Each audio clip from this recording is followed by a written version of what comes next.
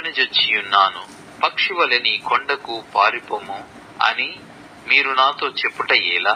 దుష్టులు విల్లెక్కు పెట్టియున్నారు, చీకటిలో యథార్థ హృదయుల మీద వేయుటకై తమ బాణములు నారియందు సంధించియున్నారు. పునాదులు పాడైపోగా నీతిమంతులు ఏమి చేయగలరు? యెహోవా తన పరిశుద్ధాలయములో ఉన్నాడు. యెహోవా సింహాసనము ఆకాశమందున్నది. ఆయన నరులను కనులారా చూచుచున్నాడు. తన కనుదృష్టి చేత ఆయన వారిని పరిశీలించుచున్నాడు. యెహోవా నీతిమంతులను పరిశీలించును, దుష్టులను బలాత్కారాసక్తులను ఆయనకు అసహ్యులు. దుష్టుల మీద ఆయన ఉరులు కురిపించును, అగ్ని గంతకములను వడగాలియు వారికి పానీయ భాగమగును. యెహోవా నీతిమంతుడు, ఆయన నీతిని ప్రేమించువాడు. యథార్థవంతులు ఆయన ముఖదర్శనము చేసెదరు. కీర్తనల గ్రంథంలో నుండి 12వ కీర్తన. యెహోవా నన్ను రక్షింపుము, భక్తిగల వారు లేకపోయిరి, విశ్వాసులు నరులలో నుండకుండా గతించిపోయిరి. అందరూ ఒకరితోనొకరు అబద్ధములాడుదురు, మోసకరమైన మనస్సు గలవారై ఇచ్చకములాడు పెదవులతో పలుకుదురు. యెహోవా ఇచ్చకములాడు పెదవులన్నిటినీ, బింకములాడు నాలుకలన్నిటినీ కోసివేయును. మా నాలుకల చేత మేము సాధించెదము, మా పెదవులు మావి, మాకు ప్రభువు ఎవడని వారనుకొందురు. బాధపడు వారికి చేయబడిన బలాత్కారమును బట్టియు దరిద్రుల నిట్టూర్పులను బట్టియు నేనిప్పుడే లేచెదను.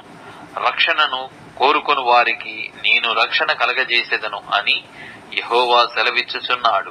యెహోవా మాటలు పవిత్రమైనవి, అవి మట్టి మూసలో 7 మారులు కరిగి ఊదిన వెండి అంత పవిత్రములు. యెహోవా నీవు దరిద్రులను కాపాడెదవు, ఈ తరము వారి చేతిలో నుండి వారిని నిత్యము రక్షించెదవు. నరులలో నీచవర్తన ప్రబలమైనప్పుడు దుష్టులు గర్విష్ఠులై నలుదిక్కులా తిరుగులాడుదురు. కీర్తనల గ్రంథం 13వ కీర్తన. యెహోవా ఎన్నాళ్ల వరకు నన్ను మరచిపోవుదువు? నిత్యము మరచెదవా? నాకెంతకాలము విముఖుడవై యుందువు?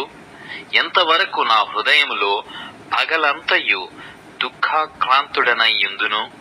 ఎంతవరకు నా శత్రువు నా మీద తన్ను హెచ్చించుకొనును? యెహోవా నా దేవా, నా మీద దృష్టి ఉంచి నాకు ఉత్తరమిమ్ము.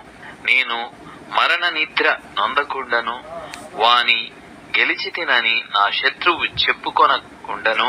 నేను తూలిపోయి ఉండగా నా విరోధులు హర్షింపకుండను. నా కన్నులకు వెలుగిమ్ము. నేనైతే నీ కృపయందు నమ్మికయుంచియున్నాను. నీ రక్షణ విషయమై నా హృదయము హర్షించుచున్నది. యెహోవా నాకు మహోపకారము చేసియున్నాడు, నేను ఆయనను కీర్తించెదను. కీర్తనల గ్రంథం 14వ కీర్తన. దేవుడు లేడని బుద్ధిహీనులు తమ హృదయములో అనుకొందురు. వారు చెడిపోయిన వారు అసహ్య కార్యములు చేయుదురు. మేలు చేయువాడొకడునూ లేడు. వివేకము కలిగి దేవుని వెదకువారు కలరేమో అని యెహోవా ఆకాశము నుండి చూచి నరులను పరిశీలించెను. వారందరూ దారి తొలగి బొత్తిగా చెడియున్నారు. మేలు చేయువారెవరునూ లేరు, ఒక్కడైననూ లేడు. యెహోవాకు ప్రార్థన చేయక ఆహారము మృంగునట్లు నా ప్రజలను మృంగుచు, పాపము చేయువారికందరికిని తెలివి లేదా? పాపము చేయువారు బహుగా భయపడుదురు. ఎందుకనగా దేవుడు నీతిమంతుల సంతానము పక్షమున నున్నాడు. బాధపడు వారి ఆలోచనను మీరు తృణీకరించుదురు. అయినను యెహోవా వారికి ఆశ్రయమయ్యున్నాడు. సియోనులో నుండి ఇశ్రాయేలునకు రక్షణ కలుగునుగాక. యెహోవా చెరలోని తన ప్రజలను రప్పించునప్పుడు యాకోబు హర్షించును, ఇశ్రాయేలు సంతోషించును. కీర్తనల గ్రంథం 15వ కీర్తన. యెహోవా నీ గుడారములో అతిథిగా ఉండదగిన వాడెవడు?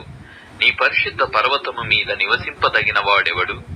యథార్థమైన ప్రవర్తన కలిగి నీతిని అనుసరించుచు హృదయపూర్వకముగా నిజము పలుకువాడే.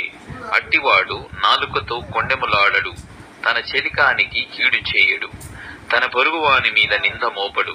అతని దృష్టికి నీచుడు అసహ్యుడు. అతడు యెహోవా యందు భయభక్తులు గలవారిని సన్మానించును. అతడు ప్రయాణము చేయగా నష్టము కలిగినను మాట తప్పడు. తన ద్రవ్యము వడ్డీకియ్యడు. నిరపరాధిని చెరుపుటకై లంచము పుచ్చుకొనడు. ఈ ప్రకారము చేయువాడు ఎన్నడునూ కదల్చబడడు.